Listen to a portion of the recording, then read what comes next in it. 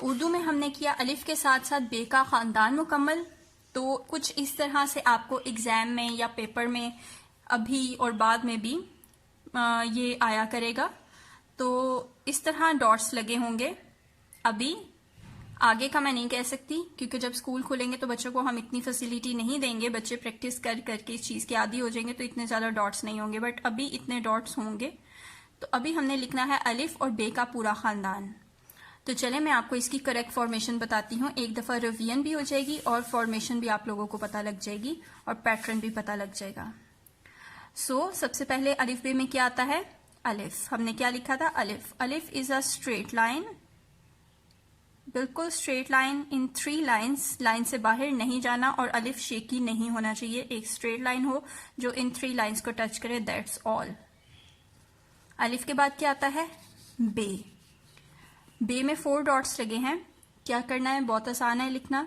Just join these 2 dots and join these 2 dots, और उसके बाद इन दोनों लाइंस को, स्ट्रेट लाइंस को एक स्लीपिंग लाइन के जरिए ज्वाइन कर दें लाइक दिस।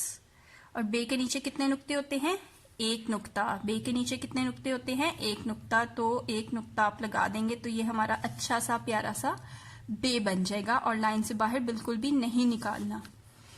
बे के बाद क्या आता है? अलिफ बे पे, प पे, प पे, straight line, another straight line, और इन दोनों स्ट्रेट लाइन को एक स्लीपिंग लाइन, अच्छी सी स्लीपिंग लाइन, लाइन के ऊपर ही आपने बनानी है।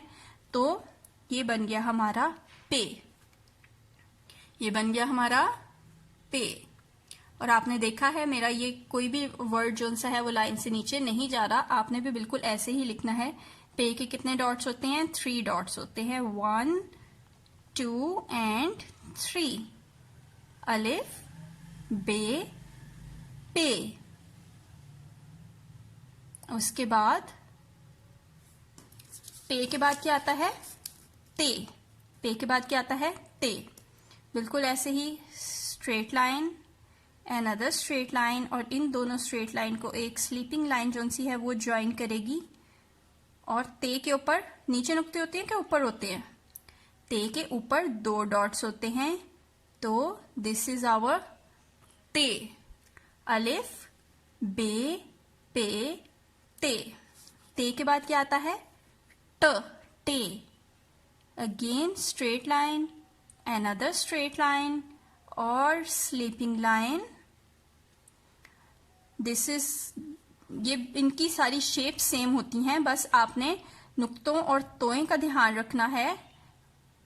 और तोएं कैसे बनती है? Straight line and half circle B की तरह हमारी छोटी सी तोएं बनती है, स्मॉल बी की तरह हमारी छोटी सी तोएं बनती है। अलिफ बे पे ते टे, और लास्ट में क्या था हमने लिखा? से। पिछले हफ्ते लिखा था ना हमने से, straight line and other straight line and a sleeping line.